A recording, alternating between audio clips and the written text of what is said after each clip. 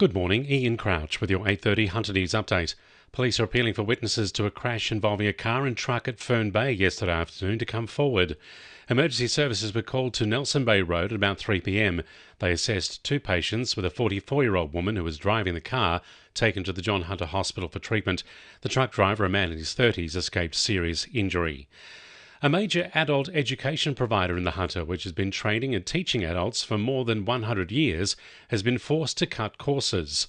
The Herald reports the Atwea College at Ellamore Vale, which was formerly known as WEA Hunter, will end its training services programs in June, citing changes in government funding models and challenges in meeting complex regulatory requirements.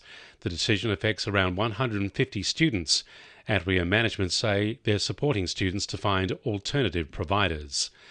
A Newcastle family is campaigning for harsher penalties around hit-and-run incidents following the death of their 14-year-old son.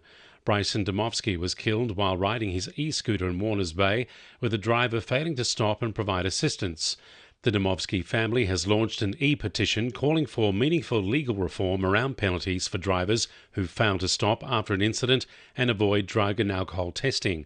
Andrew Domovsky says it's gained significant support from the community. This crime is happening too often, and there's too many people that have been affected by it, and so the support's been really strong.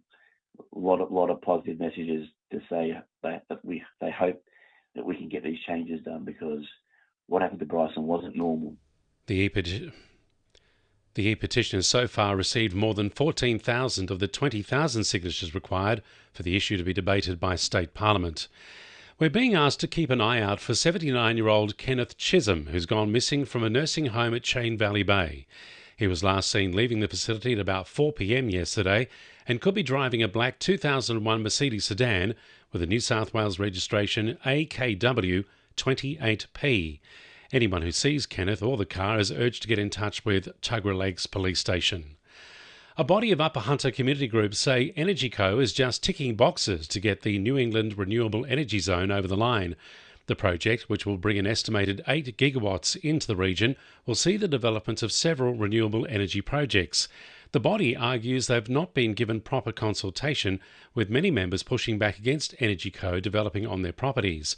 Damien Timms from the group says they're calling on the Premier to step in. They're just willfully wasting our taxpayer dollars, and at the end of the day, it will be the energy consumers of New South Wales that will be affected.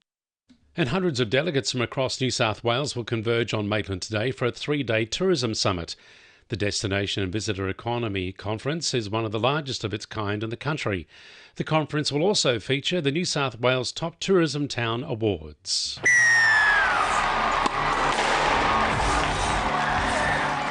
To NURFM Sport. Newcastle Knights coach Justin Holbrook has announced his lineup for this weekend's clash against the Eels.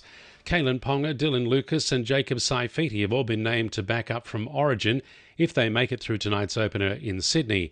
Fletcher Sharp has again been named in the centres after a strong showing on the left edge against the Titans during Magic Round. The match will also see Dylan Brown line up for his 150th NRL match in his first game against Parramatta since leaving the club last season. The owners of the Newcastle Jets hope a more than $1 million cash injection from the Asian Champions League will provide a much-needed boost to club coffers. They've managed to claw back losses of around $6 million, but still expect to post a loss of around $3.5 million this season, despite the club enjoying its best-ever season.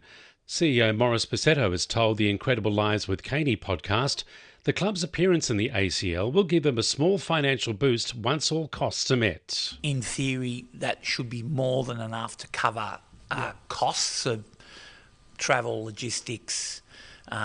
Probably the key cost impost is participating in those competitions. So you'll probably need bigger squads. And the winning numbers in Oz Lotto are 10, 16, 25, 26, 34, 44 and 45, and the supplementaries are 15, 21 and 32. And now you're up to date with the latest 2NURFM Hunter News.